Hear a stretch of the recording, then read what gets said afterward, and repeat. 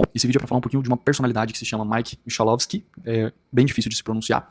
É um cara que hoje é vivo, um grande empreendedor e principalmente uma figura empreendedora que tem uma expertise muito grande na parte financeira, tá? Na parte de gestão financeira. E o principal motivo de eu ter escolhido essa personalidade foi porque eu acredito que ele teve uma vida empreendedora muito real, né? Não foi eu fiz questão de escolhê-lo, principalmente porque ele não é uma figura como Elon Musk, Steve Jobs, que são grandes empreendedores, mas muitas vezes uma realidade muito distante da nossa, e eu gosto muito do Mike, porque é algo um pouco mais palpável, são altos e baixos, e erros muito sinceros e muito genuínos, e eu gostei bastante disso, eu acho que casou legal aqui com a proposta, tá? Então ele nasceu em 1970, né? Na sua juventude ele entrou em Princeton, numa universidade americana que faz parte da Ivy League, e muito prestigiada, vários ganhadores de prêmios Nobel, e vários empreendedores famosos passaram por lá, e aí começa um pouco da sua trajetória empreendedora. Com 26 anos, em 1996, ele fundou a sua primeira empresa, que é a Omex Systems, tá? Que era basicamente oferecia serviços de tecnologia TI de forma geral, tá?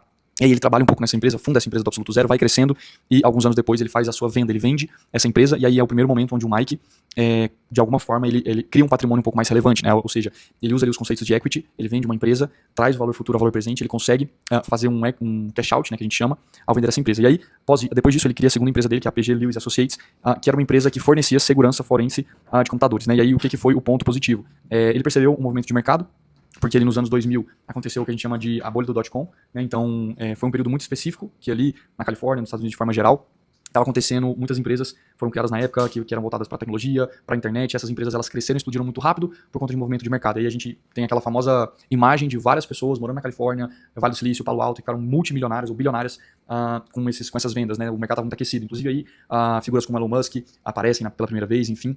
E ele percebe esse movimento de mercado e cria essa empresa para oferecer esse serviço de segurança para essas empresas que estavam crescendo bastante. Alguns anos depois, em 2003, ele já tinha 33 anos, ele faz uma venda por uma das maiores empresas de RH e contratação e consultoria no mundo na época, e aí de fato se torna multimilionário, tá? Com 33 anos. E aí, para fechar, o que é legal? A sua história, na verdade, ela começa aqui, porque ele vai contar num dos principais obras que é o Profit First, uma principal obra que ele tem na carreira. Ele vai contar que depois dessa venda, ele se tornou multimilionário, teve um dinheiro que ele nunca imaginou ter, porém, por uma sequência de más escolhas, tá? Más escolhas, ele acaba quase perdendo tudo. Ele vai falar no livro dele que, muitas vezes, para sustentar uma imagem que ele nem queria ter, para mostrar o que ele nem queria mostrar, e pra ir na onda de todo mundo, porque todos os multimilionários faziam tal coisa, ele achava que ele tinha que fazer também, que aí ele acabou quase perdendo tudo, quase quebrando e passou por sérios problemas, é algo que a gente nunca imagina, né? Um cara que ficou multimilionário em dólar, a gente achar que por uma sequência de opções, de decisões ruins, e um cara inteligente, bem formado, a gente não tá falando de um ganhador do BBB que ficou milionário, mas não foi bem formado, um cara muito bem formado, com decisões ruins, acaba quase quebrando, né? Então, e aí, a partir disso, ele se reinventa e cria a sua metodologia, os seus livros, se torna um mentor de negócios, e aí ele faz o Profit First, que é uma obra muito legal, eu li ela, só achei ela em inglês, que vai falar como que os negócios precisam ter uma gestão financeira eficiente para que foquem muito na margem e na geração de lucro, que é a coisa que mais importa dentro de qualquer negócio. Não é faturamento, não é nada que não seja lucro. Ele vai inverter um pouco a ordem